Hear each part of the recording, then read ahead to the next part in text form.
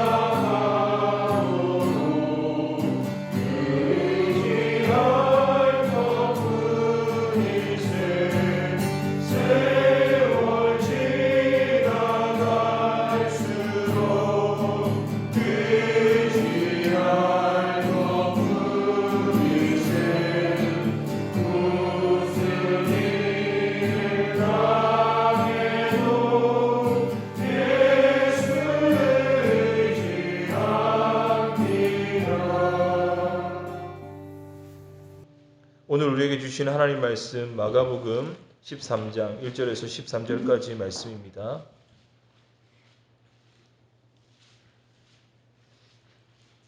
신약 77면에 있는 마가복음 13장 1절에서 13절까지 말씀 한 절씩 교독하신 후에 마지막 절은 합독하겠습니다.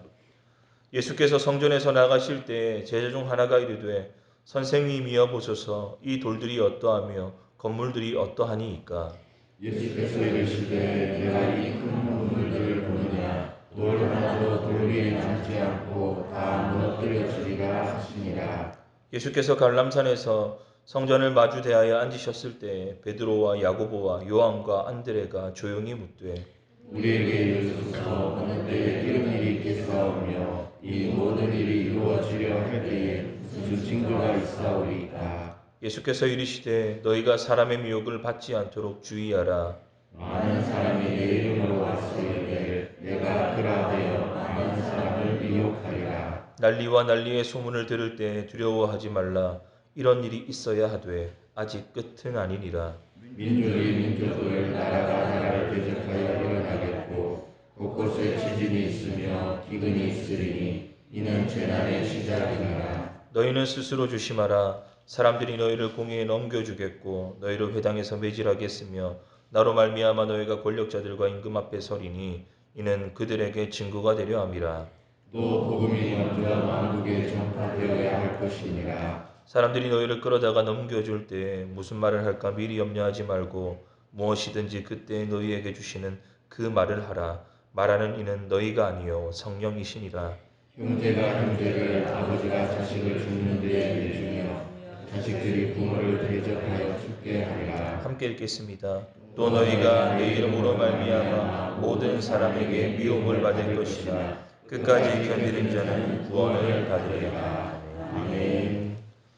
오늘 본문에 나타나는 성전은 헤롯 성전입니다. 헤롯 성전은 헤롯 왕가가 본디의 원래 에돔 족속이었습니다. 그런데 이들이 로마 정부에 의해 유대 지역의 왕으로 세워집니다. 근데 그들의 혈통으로 인해서 유대인들에게 지지를 받지 못하게 되자 헤롯 왕가는 이 유대인들의 환심을 사기 위해서 성전을 보수하고 확장하게 되었습니다. 그래서 이 성전을 헤롯 성전이라고 합니다. 이 역사가 요세푸스라는 사람에 의하면은 이 성전의 외양은 사람들의 눈과 마음을 놀라기에 충분했다고 합니다. 성전의 모든 지붕을 엄청난 무게의 금판으로 둘러 덮어 쌀 정도로 화려했다라고 기록하고 있습니다. 여러분 갈릴리 시골에서 상경했던 이 예수님의 제자들이 이런 성전의 아름다운 위용과 규모를 보고 눈이 휘둥그레졌습니다. 오늘 그런 제자들에게 예수님께서 무엇이라고 말씀하십니까? 2절에 이렇게 시작하지요. 네가 이 큰 건물들을 보느냐. 여러분 제자들은 지금 성전의 큰 돌들과 훌륭한 외관을 보고 있습니다. 그런데 예수님께서는 성전에 무엇을 보고 계십니까? 예루살렘 성전은 예수님께서 말씀하셨듯이 이 이사의 예언대로 만민이 하나님께 기도하고 예배하던 집이었습니다. 하나님께 제사를 드리고 기도를 드리는 곳이었습니다. 그런데 그 당시의 성전은요, 하나님께 예배하고 기도 드린다는 명목으로 온갖 부패가 가득한 곳이었습니다. 앞서 마가복음 11장에서 성전에 들어가신 예수님께서 성전 안에서 매매하는 자들을 내쫓으시고 돈 바꾸는 자들을 상부와 비둘기 파는 자들을 내어 쫓으시며 만민이 기도하는 집을 강도의 소굴로 바꾸었다고 한탄하셨지 않습니까? 제자들이 감탄에 맞지 않았던 이 성전의 건모와 양은 화려함의 극치를 달렸지만 종교 지도자들의 권력과 이속을 챙기기 위한 강도의 소굴이 된 이 성전의 속은 부패와 타락의 극치를 달리고 있었습니다.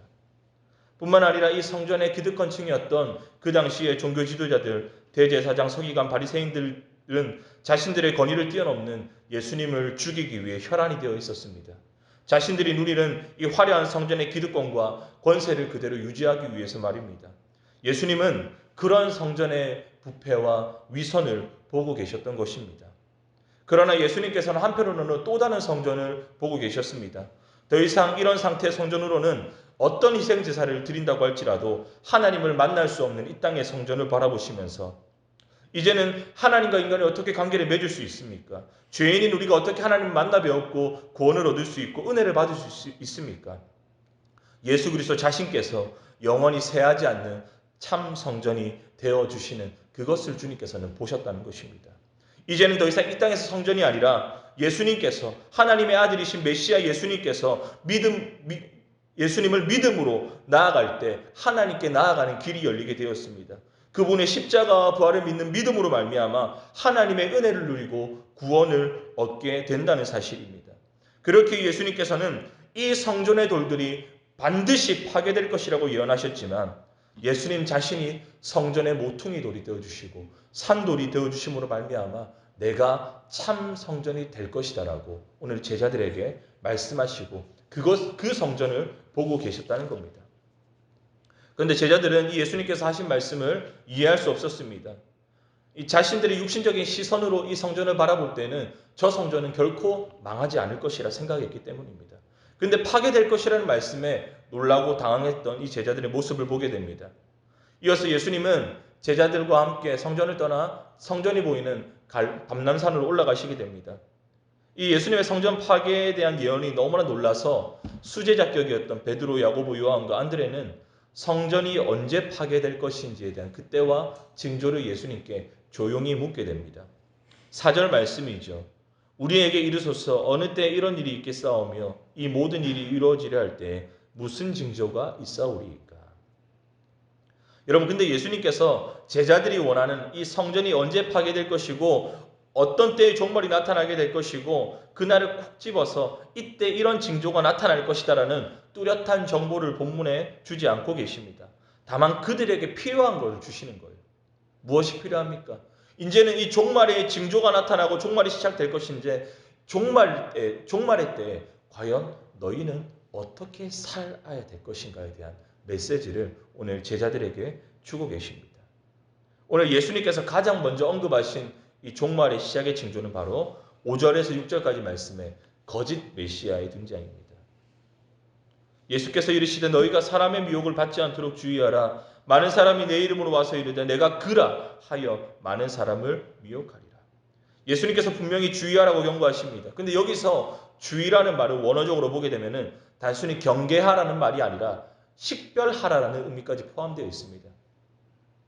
여러분, 그렇기 때문에 우리는 주의해야 돼. 구별할 줄 알아야 됩니다. 구분할 줄 알아야 되고 식별할 줄 알아야 됩니다. 재미있는 것은 이 6절 말씀에 이 거짓 선지자들이 뭐라 말합니까? 내가 그라라고 말합니다. 헬라어로 에고에임이라고 하는데요. 이 말은 출애굽기 3장에서 하나님께서 모세에게 자신을 계시하실 때 사용했던 그 표현입니다. 하나님께서 뭐라 말씀하십니까? I am who I am. 나는 스스로 있는 자다라고 한국말로 번역하고 있는데 영어부터 영어까지 자존하시는 그 스스로 계시는 하나님께서 자신을 이 인생들에게 소개하실 때 그렇게 소개하십니다. 내가 그라. 그리고 예수님께서 복음서 곳곳에서 어떻게 자신을 소개하십니까? 특별히 요한 복음에서 예수님은 7번의 에고에이민을 사용하십니다. 나는 생명의 떡이다. 나는 세상의 빛이다. 나는 양의 문이다. 나는 선한 목자다. 부활이요 생명이다. 길이요 진리요 생명이다. 나는 참 포도나무다. 이렇게 자기를 소개하실 때 이런 동일한 표현들을 사용하고 계시면 보게 됩니다. 요한계시록에서 예수님을 어린 양이라고 표현하는데 이 어린 양을 따라한 짐승이 등장합니다. 이 짐승이 바로 사탄 아닙니까? 거짓 메시아 아닙니까? 거짓 메시아는 이렇게 진짜 메시아를 모방하고 따라합니다. 그래서 내가 그라라고 교묘하게 미혹합니다. 이런 거짓 메시아의 출현은 오늘날도 계속되고 있습니다. 어제 뉴스를 보니까 만민중앙교회에서 또 이렇게 감염됐는데 만민중앙교회는 이 이재록이라는 교주를 믿는 사이비 단체입니다. 오늘도 우리 근처에도 이 질비합니다. 근데 미혹하는 거예요. 교회라는 이름이 있으니까 교회인갑다라고 생각하는 거예요. 우리는 주님 말씀대로 경계하고 식별해야 됩니다. 이것이 마지막 때를 살아가는 우리의 모습이라는 겁니다. 이어서 예수님께서는 이 두 번째 징조, 종말이 일어나기 전에 두 번째 징조에 대해서 7절과 8절에 이렇게 이야기하시죠. 전쟁과 기근, 지진 등과 같은 이런 소요들이 나타나고 자연재해들이 나타날 것이라고 말씀합니다. 여러분, 예수님 때에도 이러한 말씀들이 실제로 성취되었습니다. 특별히 왜 이 예루살렘 성전이 파괴되었습니까? 이것은 이스라엘과 로마 제국 사이에 있었던 전쟁 때문에 그렇습니다. 이 이스라엘이 로마 제국의 반기를 든 전쟁에서 결국 패배하게 되자 주 70년경에 로마의 티투스 장군이 군대를 이끌고 성전을 회파하게 만듭니다. 그래서 지금 우리가 알고 있는 이 통곡의 벽이라는 성전의 일부만 남아있는 것이 그때 파괴된 이후로 아직까지 회복되지 않은 모습이라는 사실입니다. 그리고 오늘날은 어떻습니까? 이 코로나 바이러스라는 재앙이 한국뿐만 아니라 온 세계에 심각하게 퍼지고 있습니다. 여러분, 그런데 예수님께서는요, 오늘 9절 말씀 뭐라 말씀하십니까? 이러한 일들은 7절 말씀에 무엇이라 말씀합니까? 이런 일들은 있어야 한다라고 말씀하는 거예요. 이런 일들은 인간의 죄로 인해서 사실은 발생된 참 좋지 않고 안타까운 모습이지만 이 모든 일이 그럼에도 불구하고 하나님의 주권 안에 있고 하나님의 섭리 안에서 허용된 종말의 징조라는 징조이자 현상입니다. 그리고 9절에서 13절에 예수님께서는 성전이 파괴되기 전에 마지막 또 다른 징조로서 자신을 믿는, 예수님을 믿는 사람들이 세상 가운데 미움을 받고 고난을 받게 될 것이라고 언급하십니다. 제자들은 예수님을 위해서 가족들에게 버림을 받고 회당과 통치자들에게 넘겨질 것입니다. 여러분, 이 일이 언제 나타나게 됩니까? 사도 바울은요, 총독 벨리스와 베스도 앞에 섰습니다. 아그리빠 왕 앞에 섰습니다. 여러분, 이런 맥락에서 복음이 많은 민족에게 전파되는 이 징조에 대해서도 말씀하시는데, 사도 바울을 포함한 초대교회 확장의 역사를 통해서 우리는 이 징조를 쉽게 확인할 수 있게 됩니다. 뿐만 아니라 오늘날도 우리는 이러한 미움을 받고 있지 않습니까? 교회가 세상에 억울하게 저항받습니다. 행정명령을 내려서 예배를 제한시키죠. 구상권을 청구한다라고 협박합니다. 참 안타까운 일 아닙니까? 애매하게 고난을 받는 이 시대 가운데서, 억울하게 고난을 받는 이 시대 가운데서, 그런데 오늘 말씀에 무엇이라고 말합니까? 9절 말씀 우리 함께 같이 한번 읽어보도록 하겠습니다. 9절입니다. 너희는 스스로 조심하라. 사람들이 너희를 공회에 넘겨주겠고 너희를 회당에서 매질하겠으며 나로 말미암아 너희가 권력자들과 임금들 앞에 서리니 이는 그들이 증거가 되려 함이라. 이 말씀의 말미에 무엇이라 말합니까? 이는 그들에게 증거가 되려 함이라. 미움을 당하고 회당과 통치자 앞에 넘겨질 것이지만 이 일을 통해 십자가의 복음을, 우리의 믿음을 증거하고 증언하는 기회가 된다라고 주님께서는 말씀하십니다. 예수님의 십자가 부활이 복음이 증언되는 일을 위해서 우리가 애매하게 지금 고난을 받는 이 일에 대해서 우리는 강하고 담대해야 됩니다. 염려하고 두려워할 필요 없습니다. 왜 그렇습니까? 11절 말씀처럼 성령께서 우리에게 할 말을 주시기 때문입니다. 그렇게 우리는 오히려 이 세상을 긍휼히 여기고 불쌍히 여기고 이해해야 됩니다. 왜 세상이 교회를 그렇게 애매하게 고난을 줍니까? 예수님을 몰라서, 복음을 모르니까 나에게 닥치는 이 종말의 징조가 그저 두렵고 공포스러운 거예요. 그 공포와 두려움에 사로잡히니까 혼란스럽게 살아가고 있는 것이 이 세상의 모습입니다. 그렇기 때문에 이 모든 일이 하나님의 주권 가운데 있음을 신뢰하는 성도와 교회는요, 도리어 그렇게 공포에 사로잡힌 세상을 향해 긍휼히 여기는 마음으로 대해주고 그렇게 예수님을 증거하는 기회로 삼으라고 주님께서는 우리에게 권면하고 계십니다. 사랑하는 성도 여러분, 오늘 이 말씀의 결론을 맺으면서 오늘 이 본문은요, 종말을 살아가는 우리에 대해서, 우리의 태도와 믿음에 대해서 말씀하고 있습니다. 여러분, 종말을 살아가는 저와 여러분들의 믿음은 어떻습니까? 예수님을 바라보아야 됩니다. 성전의 큰 돌을 바라보면 안 됩니다. 성전의 화려한 외관을 바라보면 안 됩니다. 우리가 지금까지 해왔던 역사적인 어떤 많은 신앙의 것들을 바라봐서는 안 됩니다. 종말의 각종 징조와 재난, 몰아치는 상황과 환경 가운데 우리의 시선을 또한 뺏겨서도 안 됩니다. 우리의 시선은요, 오늘 역사하신, 오늘 주님의 교회를 붙들고 주관하고 다스리시는 예수님을 향해 시선을 고정해야 된다는 사실입니다. 그렇게 우리의 시선을 예수님께 두고 나아갈 때, 우리의 표들이 예수님께 두고 오늘 하루를 믿음으로 한 걸음 한 걸음 걸어 나가는 것입니다. 종말이 닥친다고 할지라도, 어려움 위기 가운데 온다고 할지라도 우리가 예수님을 향해 고정하고 한 걸음 한 걸음 믿음으로 걸어갈 때 우리는 이 세상의 이 종말의 징조 가운데, 세상이 주는 박해 가운데 휘둘리지 않게 됩니다. 거짓 메시아의 미혹 가운데 끊임없이 반복되는 전쟁과 기근과 이 재난들 가운데 믿음이 저항받고 미움받는 이 시기 가운데서도 우리는 담대하게 믿음의 길을 걸어갈 수 있게 된다는 사실입니다. 사랑하는 성도 여러분, 종말에 살아가는 우리에게 필요한 것은 더욱 예수 그리스도입니다. 그렇게 예수님 믿고 신뢰하고 바라보는 자에게 주님께서는 당신의 영, 성령 하나님을 보내주시고 충만하게 해주셔서 두려움과 염려의 순간 가운데 힘과 믿음을 주시고 해야 할 말을 주시고 용기와 사랑을 주신다고 주님께서는 약속하고 계십니다. 오늘 하루의 시작을 예수님께 시선을 고정함으로 말미암아 종말을 살아가는 우리에게 주시는 주님의 이 축복과 약속들을 누리며 살아가는 저와 여러분, 우리 대동교회가 될 수 있기를 주 예수님의 이름으로 축복합니다. 아멘.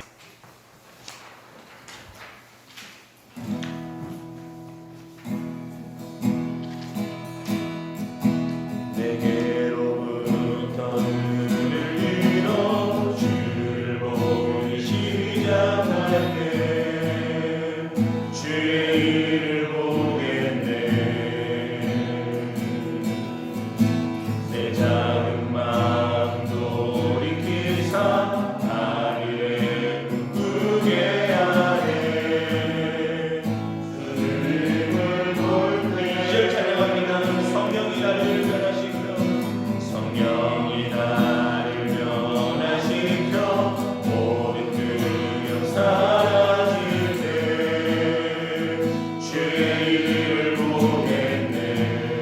태안 땅 가운데서 태안 땅 가운데서 주님 마음 알게 되리 주님을 볼 때 모든 시선을 주님께 드리고 살아계신 하나님을 느낄 때내 삶은 주의 역사가 되고 하나님이 일하기 시작하는 모든 시선을 주님께 드리고 전능하신 하나님 전능하신 하나님을 느낄 때 세상은 주의 나라가 되고 하나님이 우리 마지막으로 기도 시작합니다. 모든 시선을 주님께 드리고 전능하신 하나님을 느낄 때 세상은 주의 나라가 되고 하나님이 일하기 시작하네. 우리 시연합심에서 우리 받은 말씀을 가지고 함께 기도하겠습니다. 먼저 우리는 미혹과 박해와 같은 징조가 나타나니 종말의 때로 살아갑니다. 이럴 때 우리의 심령과 우리의 가정과 우리 교회 위에 표대 되시는 예수 그리스도를 더욱 바라보게 하여 주시옵소서. 성령으로 충만하게 하여 주시옵소서. 주님의 성령에 사로잡히려 하나님 강하고 담대하게 믿음으로 살아가는 우리가 되게 하여 주시옵소서. 우리의 같은 기도의 제목들을 가지고 주의 이름 한번 부르짖고 통성으로 기도합니다. 주여 하나님 아버지 참으로 우리 용감합니다. 하나님 아버지 하나님 종말의 길 하나님 아버지 살아갑니다.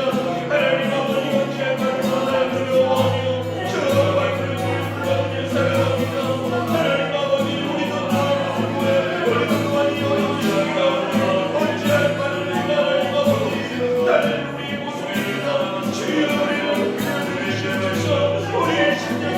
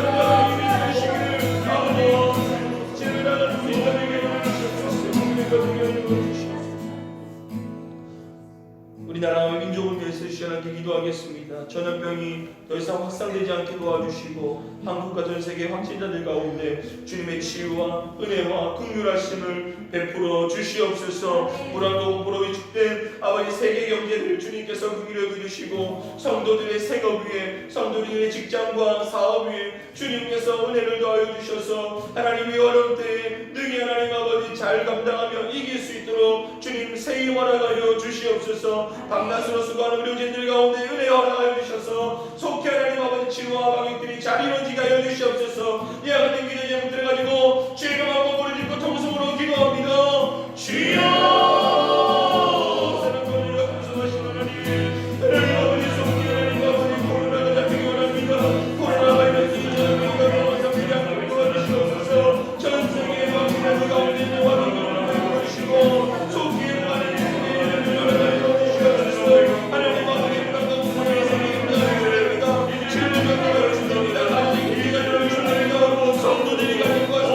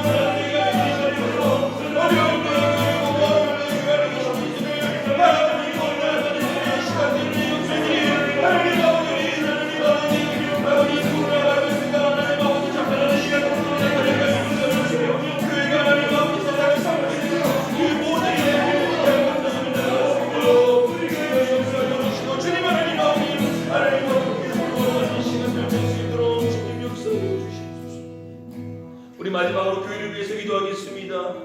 이 위기의 때 더욱더 기도하는 교회, 믿음으로 담대히 서는 우리 대동교회 되게 하여 주시옵소서. 이 시간들을 통해 우리 대동교회 가운데 더욱더 하나님의 이름, 예수님의 이름을 증거하는 복음의 역사가 위축되지 않을 수 있도록 은혜 내려 주시옵소서. 우리 세우신 담임 목사님 날마다 성령의 충만함을 허락하여 주시고 영육간의 강건으로 맡겨진 상태를 잘 감당하게 하여 주시고 우리 함께 동역하는 모든 부교육자들, 우리 직원 집사님들 가운데 동일한 은혜 허락하여 주시옵소서. 세계 열방 가운데 선교가 위축되고 있습니다. 선교사님들이 가정에서 나오지 못하고 눈물질하고 있습니다. 주님 아버지 속히 이 상황이 사로잡혀 하나님 아버지 주님의 복음의 선교의 역사가 하나님 아버지 확정되는, 다시 회복되는 시간들이 되게 하여 주시옵소서. 우리 야간의 기도 제목들 가지고 주의 이름으로 부르짖고 통성으로 기도합니다. 주여